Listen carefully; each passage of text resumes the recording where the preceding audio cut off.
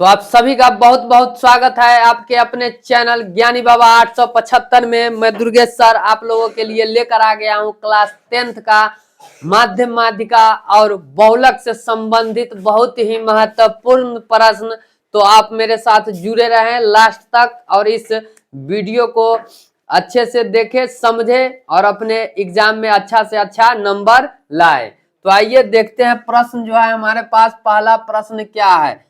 पहला प्रश्न जो है क्या है कि 3, 4, 7, 9, 7, 6, 7, 9 का बहुलक होगा ना। तो देखिए बहुलक वही होगा ना जो इसमें अधिकतम बार रिपीट हो। जैसे कि देखिए इसमें क्या है सबसे ज्यादा रिपीट? 3 यहाँ एक बार है, 3 एक ही है। 4 देखिए 4 एक ही है। 7 देखिए 7 जो कितना बार है? 3 बार है। तो सबसे अधिक क्या है? 7 है। तो हमारा आंसर जो हो जाएगा वो ऑप्शन सी 7 हो जाएगा। आइए देखते हैं अगला प्रश्न। 3, 5, 2, 5, 7, 5, 8, 5 का बहुलक होगा। तो जो पहला प्रश्न था सेम वैसा ही प्रश्न है। तो इसमें देखिए कि जो अधिकतम है वो क्या है? यहाँ है 5 है, ठीक है, 5 है, 5 है, 5 है, यानी 4 बार 5 है। तो इसका भी आंसर क्या हो जाएगा? 5 ही हो जाएगा। आइए देखते हैं अगला प्रश्न। किसी बारंबारता का बहुलक होता है ना, किसी बारंबारता का जो बहुलक होता है। तो दो प्रश्न जो हम देखे हैं उसी से संबंधित ये भी प्रश्न है। ऑप्शन में है कम से कम बारंबारता मान, माध्यतम मान, अधिकतम बारंबारता मान, इनमें से कोई नहीं। तो देखिए अधिकतम बारंबारता मान होता है ना, वही हमारा क्या हो जाता है? बहुलक होता है। वही हमारा क्या होता है? बहुलक होता है। तो आपका जो आंसर है वो ऑप्शन सी हो जाएगा। बढ़ते हैं अगले प्रश्न की ओर। 1, 3, 0, 3, 0, 3 का बहुलक होगा। तो इसमें देखिए सबसे अधिकतम बार कौन रिपीट है? तो यहाँ भी 3 है, यहाँ भी 3 है और यहाँ भी 3 है। तो इसका आंसर जो हो जाएगा वो 3 हो जाएगा। यहाँ पर ऑप्शन कट गया है, डी में क्या हो जाएगा इसका? 3। तो इसका आंसर क्या हो जाएगा? 3। बढ़ते हैं अगले प्रश्न की ओर। फिर उसी टाइप के प्रश्न है। देखिए माध्यिका इसमें निकालना है। 5, 3, 7, 6, 4, 2, 1 की माध्यिका है। तो पहले इसे माध्यिका निकालने के लिए हम लोग क्या करते हैं? आरोही या अवरोही क्रम में सजा लेते हैं ना। आरोही या अवरोही क्रम में सजा लेते हैं।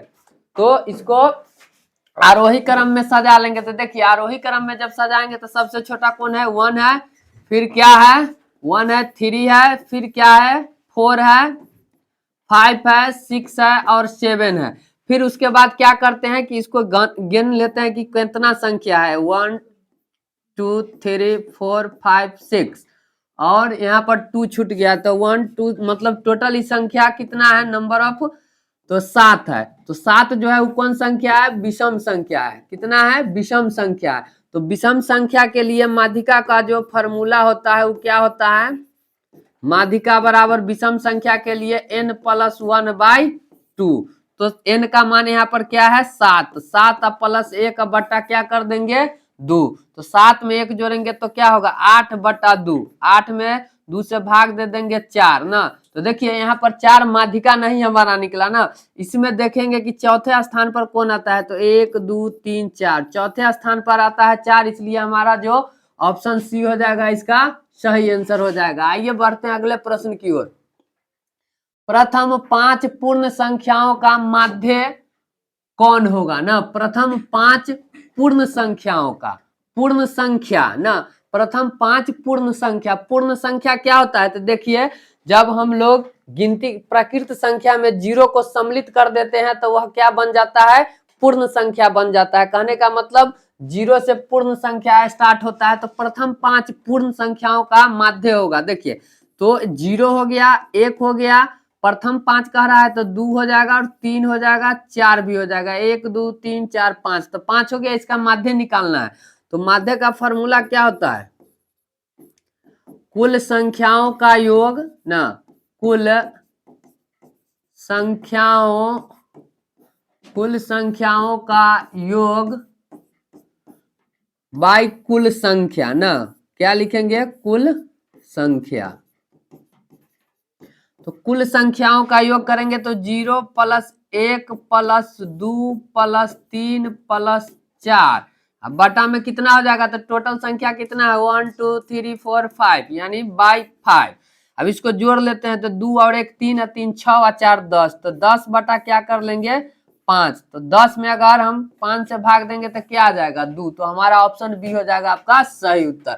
आइए बढ़ते हैं अगले प्रश्न की ओर। प्रथम 3 लगातार प्राकृत संख्याओं का माध्य, यहाँ पर प्रथम 3 लगातार प्राकृत संख्या पूछा गया, तो प्राकृत संख्या कितना से स्टार्ट होता है 1 से, तो 1 हो गया 2 हो गया और 3, तीनों का ना पूछा है, तो देखिए इसका भी माध्य क्या हो जाएगा, तो जो पिछले फॉर्मूला में सूत्र लगाए थे वही लगाएंगे कि कुल संख्याओं का योग बटे कुल संख्या, तो यहाँ पर 1 प्लस 2 प्लस क्या कर लेंगे 3, अब बटा में कितना, तो 3, 3 2 5 1 6 बटा क्या कर लेंगे 3, काट देंगे तो 2, 2 किस ऑप्शन में है बी में, हमारा सही आंसर क्या हो जाएगा बी। आइए बढ़ते हैं अगले प्रश्न की ओर। प्रश्न संख्या 8, संचय बारंबारता वक्र कहलाती है ना, क्या आपके सामने ऑप्शन है तोरण, बी में ऑप्शन है आयत चित्र, सी में है डंडालेख और डी में है बारंबारता बहुभुज।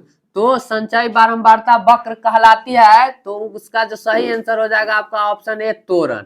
बढ़ते हैं अगले प्रश्न की ओर। यह वीडियो आपको पसंद आता हो तो जरूर इसे लाइक कीजिएगा और चैनल को सब्सक्राइब कर लीजिएगा ताकि ऐसे ही वीडियो आपको आगे प्राप्त होते रहे। आइए देखते हैं अगला प्रश्न।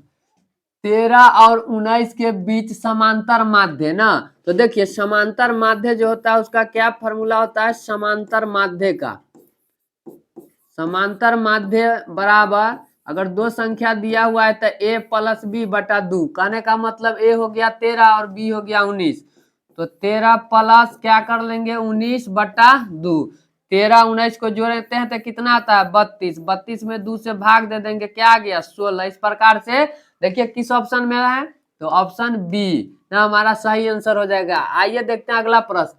यदि 3 4 5 17 तथा x का माध्य 6 हो तो x का मान, देखिए तो माध्य बराबर क्या होता है फॉर्मूला, तो इससे पहले भी हम लोग चर्चा किए हैं कि माध्य बराबर क्या होता है, तो कुल संख्याओं का योग, कुल संख्याओं का योग, कुल संख्याओं का योग बटा कुल संख्या, कुल संख्या, कुल संख्या। अब देखिए कुल संख्या क्या क्या दिया हुआ है 3 4 5 7 17 और x, तो यहाँ लिख लेते हैं 3 प्लस 4 प्लस कितना है 5 प्लस कितना है 17 तथा x है तो प्लस x, ठीक, बटा कितना कर लेंगे तो 1 2 3 4 5 बटा 5 बराबर कितना लिखेंगे, तो इसका माध्य दिया हुआ है 6 तो 6 लिख लेंगे।